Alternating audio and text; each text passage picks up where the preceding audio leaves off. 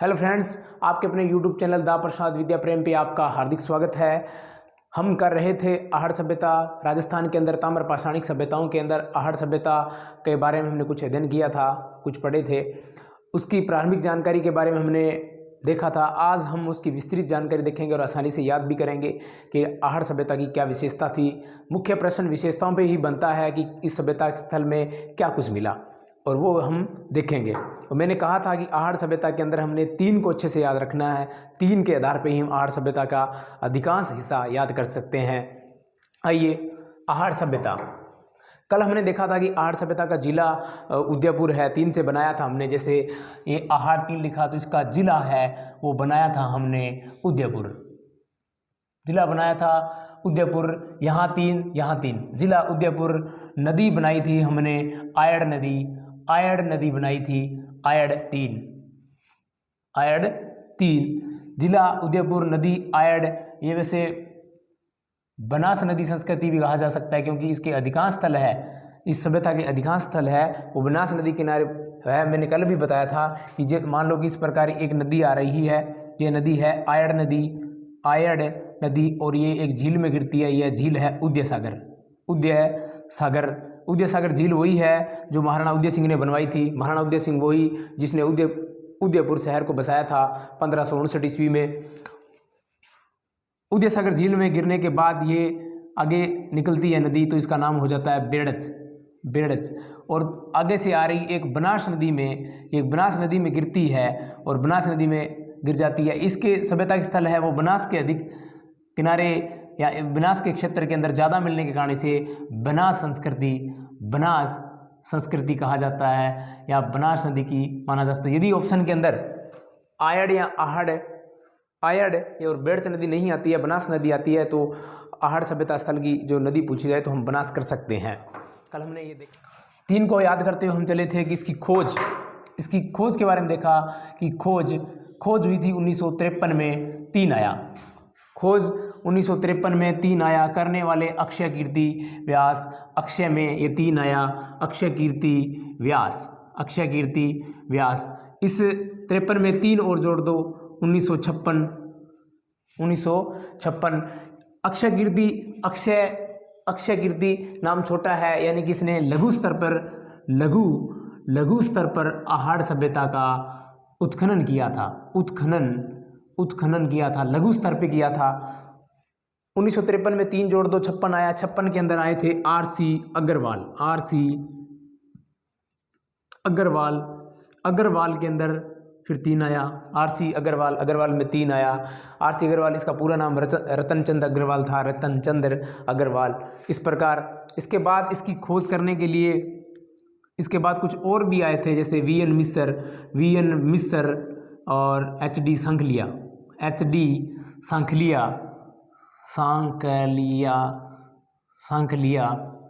ये पूना विश्वविद्यालय के प्रोफेसर थे। पूना विश्वविद्यालय के प्रोफेसर थे। जब ये उत्खनन करने के आए थे, उसी समय राजस्थान के पुरातत्व विभाग ने कुछ 2 व्यक्तियों को भेजा था। उनमें से एक विजय सिंह नाम था, विजय कुमार राजस्थान पुरातत्व विभाग की ओर नियुक्त था उत्खनन करने के लिए, आहड़ के अंदर उत्खनन करने के लिए। ये हमने देख लिया था। फिर इसके देखे थे इस सभ्यता के उपनाम क्या हो सकते थे। उपनाम के अंदर हम देख सकते थे कि ताम्रवती या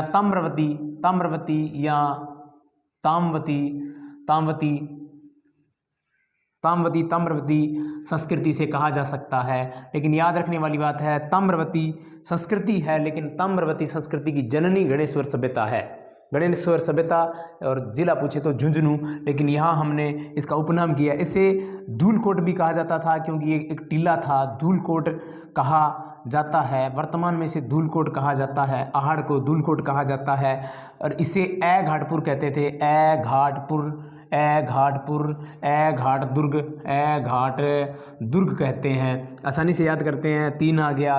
ए में 3, घाटपुर में 3, घाट दुर्ग में 3, और 3 से ही इस सभ्यता को हम आगे बढ़ा रहे हैं। 3 अब देखेंगे कि मेवाड़ के एक महाराणा हुए थे अमर सिंह। मेवाड़ के महाराणा हुए थे अमर सिंह, नाम था उनका अमर सिंह। ये महाराणा प्रताप के बेटे थे। जब इन्होंने 1615 में 5 फरवरी 1615 में मुगलों से संधि कर ली थी, तो इसके मेरे जो परिवार के थे शासक हुए थे, जो मेवाड़ के शासक थे, वो कभी झुके नहीं थे और मुझे विवश होकर ये संधि करनी पड़ी है। इस बात की गिल्टी फील करते हुए इन्होंने अमर सिंह चावड़ से आहड़ में आ गए, आहड़ के अंदर आ गए। यहाँ पर इनकी मृत्यु हो जाती है और यहीं इनकी छतरी बनी हुई है, और इन्हें यहीं दफनाया गया था, यहीं संस्कार हुआ था। अमर सिंह 3 आ गया। इसके बाद के सभी महाराणाओं को आहड़ के अंदर दफनाया या अंतिम संस्कार होता था, इसलिए आहड़ सभ्यता को महाराणाओं का शमशान घाट कहते हैं। महाराणाओं का शमशान घाट कहा जाता है, शमशान घाट कहा जाता है। एक बात और, जब भी राजा महाराणा मरते थे या उनका अंतिम संस्कार होता था, उनके साथ कुछ नारियां सती करती थी, सती होती थी, जौहर होता था या सती होती थी।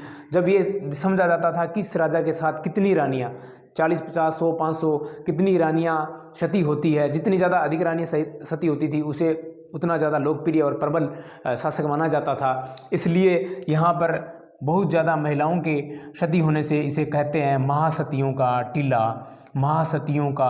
टीला, क्योंकि मेवाड़ के महाराणा अमर सिंह के बाद यहाँ ही अंतिम संस्कार होते थे और यहीं औरतें सतियाँ होती थी। इस वजह से इसे महासतियों का टीला भी कहा जाता है। अमर सिंह में आ गया, इस बात को याद रखने योग्य है।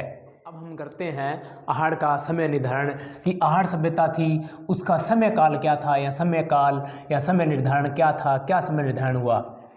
पहले कुछ इतिहासकार इसे 2400 ईसा पूर्व का मानते हैं, 2400 ईसा पूर्व यानी BC पूर्व का मानते हैं कि 2400 ईसा पूर्व थे की सभ्यता यह है। लेकिन गोपीनाथ शर्मा इतिहास के अंदर काफ़ी अच्छा नाम है, ये काफ़ी इन्होंने अपने व्यूज़ दिए हैं।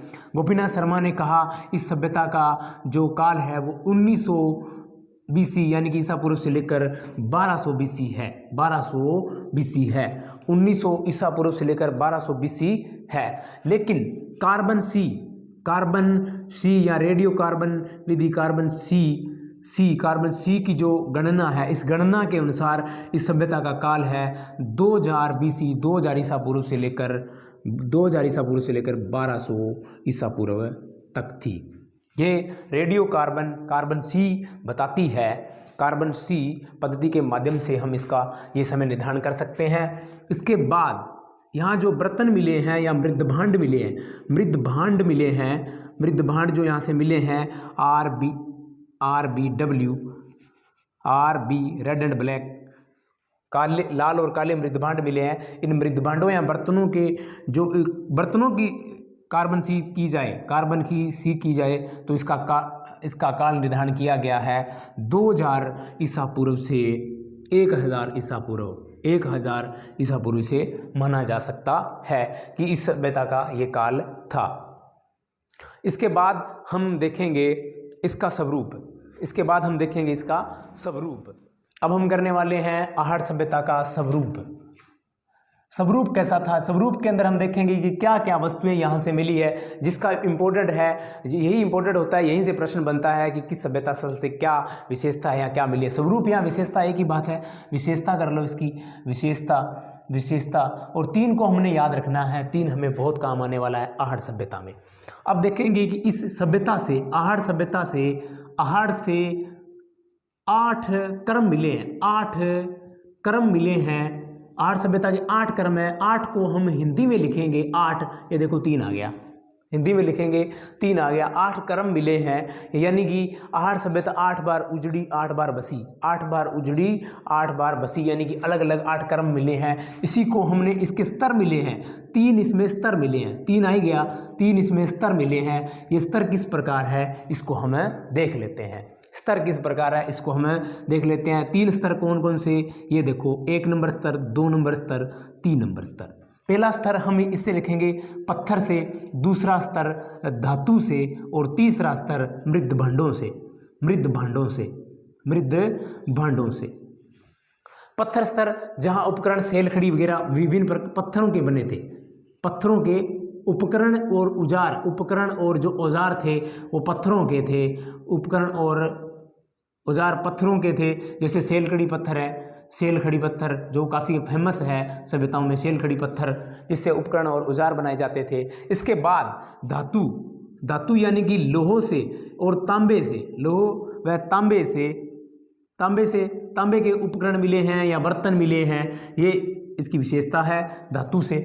तीसरा है मृद भांडों से, यहाँ विभिन्न प्रकार के मृद भांड मिले हैं, विभिन्न प्रकार के मृद भांड मिले हैं। मृद भांडों में बर्तन है, मिट्टी के हैं, तांबे के हैं, ये इसका अलग तीसरा स्तर है। याद रखेंगे 8 स्तर है, यानी 8 बार बसा उजड़ा, 8 स्तर 3 आ गया, 8 स्तर 8 कर्म और स्तर है 3 आ गया। आहड़ सभ्यता में 3 इंपॉर्टेंट है, 3 से हम कर लिया पत्थर से बने, पत्थर वाला, धातु वाला और मृद भांडों वाला। इसके बाद हम देखेंगे कि आहड़ सभ्यता ग्रामीण सभ्यता थी। आहड़ सभ्यता ग्रामीण सभ्यता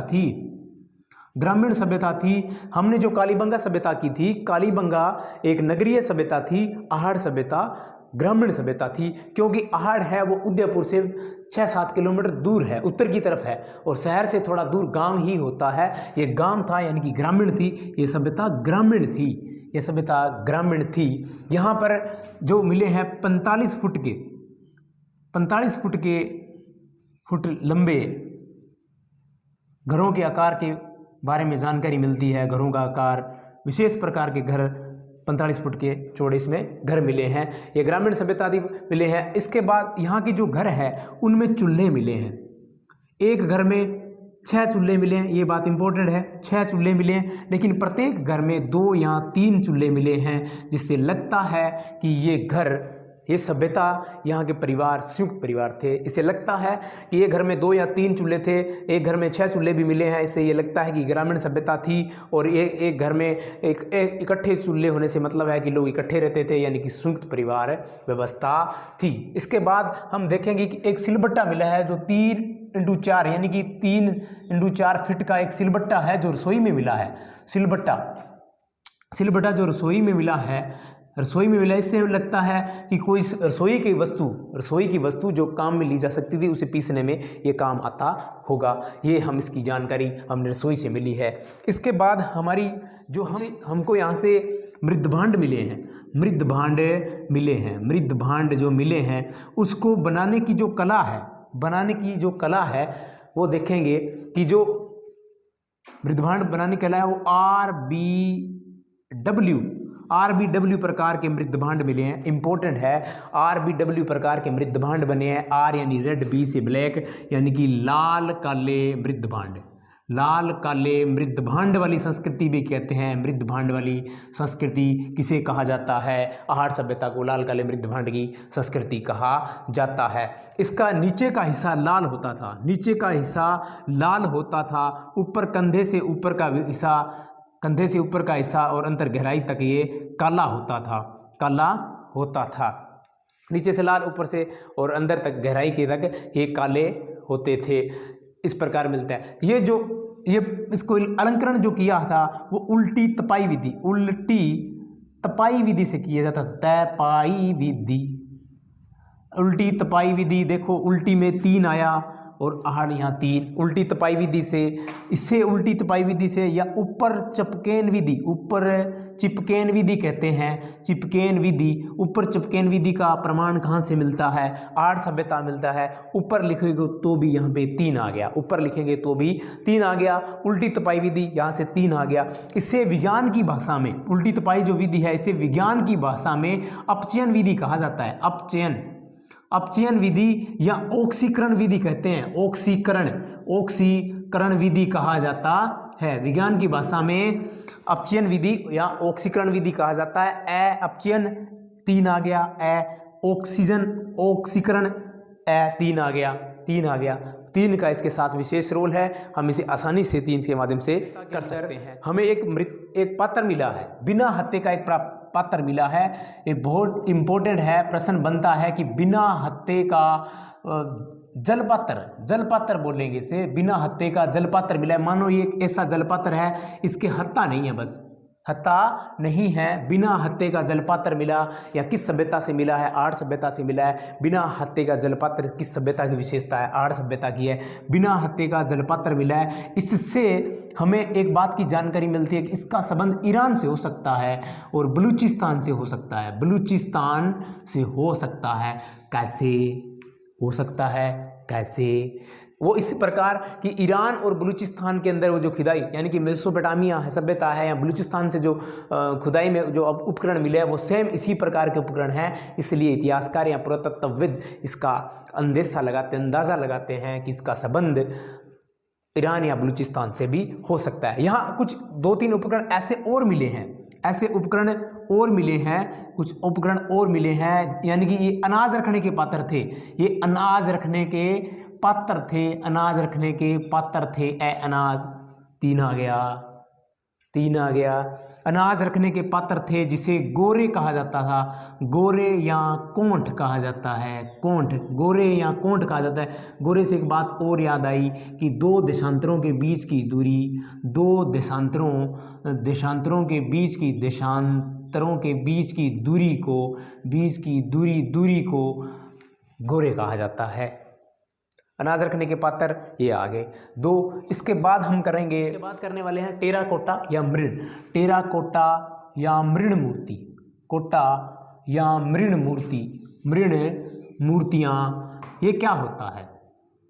जब कोई वस्तु मिट्टी की बनाई जाती है, जब कोई वस्तु मिट्टी की बनाकर उसे आग में तपा लिया जाता है और तपाकर पक्का बना लिया जाता है तो उसे टेराकोटा मृण मूर्तियाँ कहती है। वैसे टेराकोटा मोलेला गांव राजसमंद की प्रसिद्ध है। मोलेला राजसमंद की प्रसिद्ध है। जालोर की भी टेराकोटा प्रसिद्ध है। यहाँ पे टेराकोटा मृण मूर्तियाँ आहड़ सभ्यता से भी मिली है। हम इनका अध्ययन टेराकोटा में क्या हमको मिला है ये हम देखते हैं। यहाँ पे मिली है एक नारी का मूर्ति मिली है। एक नारी की मूर्ति, 4 मानव मूर्ति मिली है। इंपॉर्टेंट बात है, एक नारी की मूर्ति मिली है जो खंडित है। कैसी है? खंडित मूर्ति है।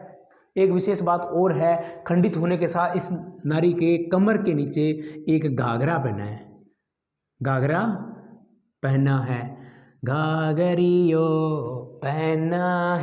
नारी की खंडित मूर्ति है, घाघरा पहना है या लहंगा पहना हुआ है। लहंगा कहें या घाघरा कहें, यह पहना हुआ है। 4 मानव मूर्तियां यहाँ से मिली है। 4 मानव मूर्तियां इससे मिली है। एक विशेषता और है, यहाँ पे एक बेल की मूर्ति मिली है जिसे बनासियन बुल्स कहते हैं।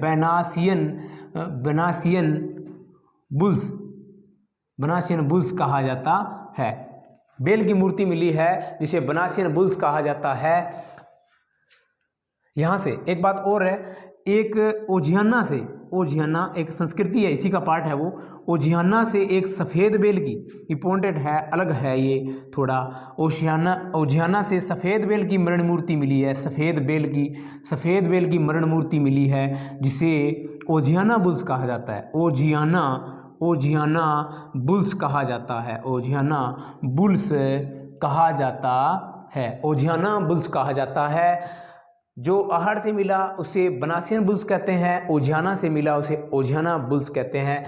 बनासियन बुल्स यानी कि बना संस्कृति में इसे कहते हैं, इसलिए बनासियन बुल्स कह दिया। ओझियाना से मिला इसलिए ओझियाना बुल्स कहा जाता है। यहाँ से जो मृण मूर्तियाँ मिली हैं उसमें हाथी की मृण मूर्ति भी मिली है, बेल की मृण मूर्ति मिली है और कुत्ते की भी मृण मूर्ति मिली है। यहाँ से कुछ और उपकरण मिले हैं। क्या उपकरण मिले हैं? यहाँ कुछ पत्थर मिले हैं। जैसे कुछ पत्थर मिले हैं, मैं लिखता हूँ, जैसे कार्नेलियन,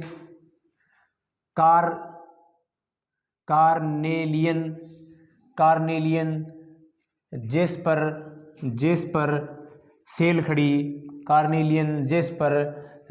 खड़ी, या लेपिस लाजुली या फेयांस। ये बहुत ही कीमती पत्थर हैं जो हमें आहड़ से मिले हैं। आहड़ सभ्यता से मिले हमें यहाँ कौन सी मोहर मिली? अब देखिए मोहर, जो हमें इस संस्कृति से जो मोहरें मिली है, इस हमने दो मोहरें देखी। एक मोहर देखो, एक मोहर के दो हिस्से हो सकते हैं। एक मोहर इससे मिली है, इसके दो हिस्से हैं, यानी कि दोनों साइड है, टेल हेड होता है जैसे, इसी प्रकार दो हेड है। एक साइड के अंदर त्रिशूल की आकृति है, मानो ये मैंने त्रिशूल बना दिया हो, एक तरफ त्रिशूल की आकृति है, एक तरफ एक राजा की आकृति है, राजा की आकृति है, राजा की आकृति है, और एक तरकस बना दिया, इसमें तीर है। हाँ, एक राजा की आकृति है। वो राजा कौन सा है? यूनानी राजा है, यूनानी राजा है। इस राजा का नाम है अपोलो, एपोलो। प्रश्न ऐसे बनता है, किस सभ्यता स्थल से यूनानी राजा की मूर्ति, यूनानी राजा का चित्र मोहर से मिला है? आहड़ सभ्यता मोहर से किस यूनानी राजा का चित्र मिला? तो अपोलो से मिला है। अब ये जो है, इसके चारों तरफ यूनानी भाषा में लेख है। कौन सा? यूनानी भाषा में लेख है, यूनानी भाषा का लेख है, ये लेख है यूनानी भाषा का लेख है। यूनानी, चलिए एक तरफ त्रिशूल मिला है, दूसरी तरफ यूनानी राजा अपोलो का चित्र है, और यूनानी भाषा के अंदर लेख भी लिखा गया है। हम करेंगे यहाँ की धातु व्यवस्था। धातु क्या मिला है? ये देखो, ये ताम्रवती कहा जाता है, इसे ताम्रवती कहा जाता है, ताम्रवती कहा जाती है। तो तांबा की प्रधानता थी, यहाँ तांबे की प्रधानता थी, ये बात हमें माननी पड़ेगी। आसान सी बात है कि तांबा यहाँ पे ज़्यादा था, इसलिए यहाँ पे 40 तांबे की खदानें मिली है, तांबे की खदानें मिली है, 40 तांबे की खदानें मिली है। यहाँ पे सर्वाधिक ताम्र उपकरण मिले हैं, ताम्र उपकरण मिले हैं, ताम्र उपकरण मिले हैं। सबसे इसमें इम्पोर्टेंट है कुल्हाड़ी मिली है, कुल्हाड़ी मिली है। हालांकि लोहे की भी कुल्हाड़ी मिली है, लोहे की कुल्हाड़ी मिली है, कुल्हाड़ी मिली है, लोहे की कुल्हाड़ी मिली है। लोहे के 79 प्रकार के उपकरण मिले हैं, जैसे कील है, कुल्हाड़ी है, कोई अन्य उपकरण है, लोहे के भी मिले हैं। ताम्रवती उपकरण मिले हैं सबसे ज़्यादा, और कुल्हाड़ी भी मिली है, तांबे के अन्य जो बर्तन भी मिले हैं। इसी प्रकार से 40 तांबे की यहाँ खदानें मिली है। सबसे इम्पोर्टेंट बात यहाँ ये है कि यहाँ ताम्रशोधन यंत्र थे, ताम्रशोधन यंत्र थे। एक दूसरी बात, तांबे गलाने की भट्टियाँ थी, तांबे गलाने की भट्टियाँ थी, गलाने की भट्टियाँ तांबे गलाने की भट्टियाँ थी। लोहे गलाने की भट्टियाँ नहीं थी, तांबे गलाने की भट्टियाँ थी। तांबे गलाने की भट्टियाँ आहड़ से मिली है, लोहे गलाने की भट्टियाँ सुनारी से मिली है। तांबे गलाने की भट्टियाँ यहाँ पे मिली है। ताम्रशोधन यंत्र थे। इन यंत्रों का दो है, जिसका नाम है उमरा और मतून। इम्पोर्टेंट है, इनका नाम है उमरा और मतून, ये दो मिले हैं, उमरा और मतून। ऊ में देखो 3 आ गया, ऊ में देखो 3 आ गया, ऊ में देखो 3 आ गया, उमरा और मतून। और इसकी खोज करने वाले आरसी अग्रवाल, इन्होंने व्यापक स्तर पे खोज की थी, अध्ययन किया था, उत्खनन किया था। आरसी अग्रवाल में 3 आ गया, आरसी अग्रवाल यानी कि रतन चंद्र अग्रवाल ने इसकी खोज की थी। अब है कुछ फसलें कि फसल क्या थी। यहाँ पे कुछ फसलें तो थी, हमें पता है ग्रामीण संस्कृति थी तो फसलें होना आसान बात है। यहाँ ज्वार के साक्ष्य मिले हैं, चावल के साक्ष्य मिले हैं, ज्वार के साक्ष्य मिले हैं, चावल के साक्ष्य मिले हैं, और अन्य कई फसलों के साक्ष्य मिले हैं। उसके बाद यहाँ पशु भी थे, पशुपालन का प्रमाण मिला है, पशुपालन का प्रमाण मिला है। हालांकि पशुपालन का प्राचीन प्रमाण जो प्रागैतिहासिक कालीन है, जो प्रागैतिहासिक है, प्रागैतिहासिक पशुपालन का प्रमाण हमें बेराट से मिला है, बेराट भीलवाड़ा से मिला है। लेकिन आहड़ सभ्यता से भी पशुपालन के साक्ष्य मिले हैं। यहाँ का प्रमुख पशुओं के अंदर कुत्ता भी पाला जाता था। कुत्ता पालतू जानवर था, गाय भी थी, बैल भी था, लेकिन कुत्ता पालतू था, मानव के लिए सहायक कुत्ता पालतू। यहाँ से कुछ दीपक मिले हैं। इस बात से ये अंदाज़ा लगाया जाता है इसका काम या तो रोशनी में होगा, रोशनी के लिए होगा, या पूजा के लिए होगा। रोशनी के लिए होगा या पूजा के होगा, उपासना का नहीं है, लेकिन पूजा के लिए ये दीपक प्रयोग हुआ करते थे। यहाँ रंगाई छपाई के प्रमाण भी मिले हैं, रंगाई छपाई के कुछ उपकरण मिले हैं, यहाँ कुछ प्रमाण यहाँ रंगाई छपाई के भी मिले हैं। यहाँ की व्यापार व्यवस्था अच्छी थी, व्यापार व्यवस्था व्यवस्था अच्छी थी, अन्य लोगों से व्यवहार किया जाता था। क्योंकि ग्रामीण व्यवस्था थी, कृषि अच्छी थी तो व्यापार होगा, यहाँ की उत्पाद होगा तो उसे बेचने के लिए बाज़ार चाहिए, उत्पाद होगा तो बेचने के लिए बाज़ार चाहिए, और बाज़ार में हम बेचेंगे तो हमारा व्यापार अच्छा हो जाएगा। एक सबसे इम्पोर्टेंट है यहाँ मृतकों के